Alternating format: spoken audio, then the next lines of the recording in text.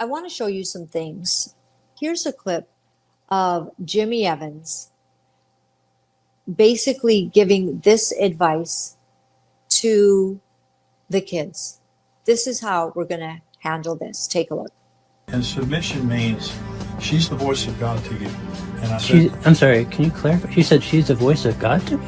She's the voice of God. So God's voice is. So I have to hear, I can't hear from God, I have to hear from her? Well, Jonathan had it right. He was questioning. So if I want to hear from God, I've got to hear from her. And Jimmy Evans basically, yes. Now, we're going to look in a few minutes at even more of Jimmy Evans' different perspectives and the way that he has flip-flopped. Now, if there's ever to be any reconciliation, things have to come to a place where there's an acknowledgement that the first wrongs, the first things that were done incorrectly were by the leader of Daystar, the self-appointed leader, Joni Lamb. And because Jimmy Evans and Joni were ganging up on the kids, eventually Jonathan did get advice. He got advice that they needed to tape record what was going on so that it would be understood. But the way that Joni Lamb sees this and her Table Talk buddies, I want to present it to you. And as I have said before, I like to live my life in such a way that if I say something behind the scenes, I mean it. And I'm not ashamed if it comes out that I've said this, in private, but that my words in private and public would actually be the same things. And so when questioned regarding these private recordings that Jonathan had done, this was the response of Joni's BFFs and herself. That to me is deceptive. He knew it was a You go private into meeting, yeah. And if I were recording, I would go into the meeting knowing what I'm saying is going to be said. So I think I would probably, in my own flesh, edit my words, maybe not say exactly what I'm thinking or respond the way that I would had I not been recording. Well, he was secretly recording. Of course, we didn't know it. But I will just say on the record, I don't regret anything that I said. Everything Joni Lamb said in the leaked audios wasn't a slip of the tongue. It was a reflection of who she truly is. She stands by her words and expresses no regret for any of her actions.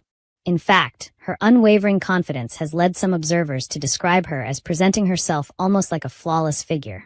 Some would say, a perfect living master.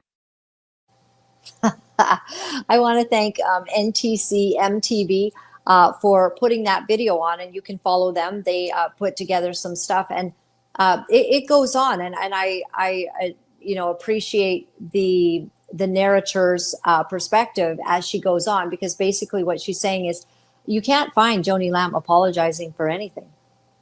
I mean, nada. You cannot find Joni Lamb apologizing for even forcing the kids to read something that they did not agree with biblically. You can't find her apologizing for putting trackers on vehicles without telling her own son, for whatever crazy reason that was happening.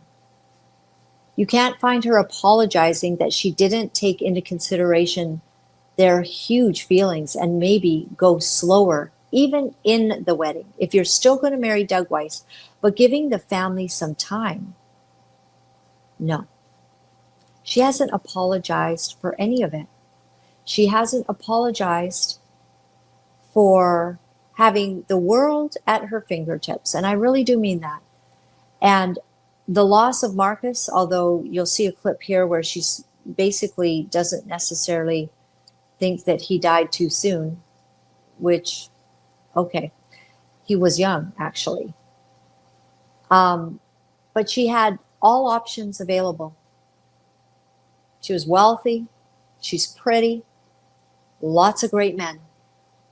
But Joni wanted what she wanted. She forced the family.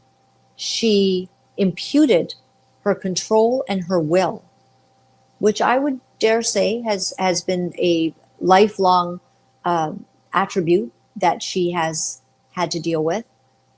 But I think that there was Marcus, and there was some tempering of all of that. But now, left alone, it's all about her and everything she wanted. And she has no regrets about the things that she said, those terrible things that were heard, the terrible spiritual abuse inflicted on Jonathan and Susie. These are Joni's words, that she does not have regret. She has no sorrow and no repentance. And therefore, any sort of reconciliation would be very difficult. But I just want to say, Joni, that asking your assistant Barbie to be putting out these requests that there would be reconciliation, there's a simple way to reconcile, and that would be to pick up the phone and call Jonathan. Send him a text. Maybe you're ready for repentance. Maybe in your heart of hearts. Maybe you're ready to just say, sorry, I've done some things really wrong here. And I miss you. And I would like our relationship restored with you and my grandchildren. And I'd like to look into what it would take to do that. She has made her choices in so many ways, to stand with the son in love, to refuse to do adequate digging, in spite of the fact that there are letters, a letter that was written in Australia regarding such son-in-law, about his inappropriate come-ons to other men. And this was covered over by the pastor in Australia. And so if there's no consideration of the facts, I mean, you can lead a horse to water, but you can't make them drink. You can say, Joni, there's a problem here. Rebecca and JW also wrote a letter outlining in extreme detail what they were concerned about with Pete. None of this has fazed Joni so far. Can there be repentance? I hope so. I think that people do feel in their heart of hearts, as I do, that there should be some sort of coming to the truth, some honesty about your actions, and then potentially a way forward. A difficult path. Difficult when so many things have been said. But this would be the thing that would be the restoration of Daystar. It would be monumental. It would be huge. It would be an epic saga in this modern day biblical tale.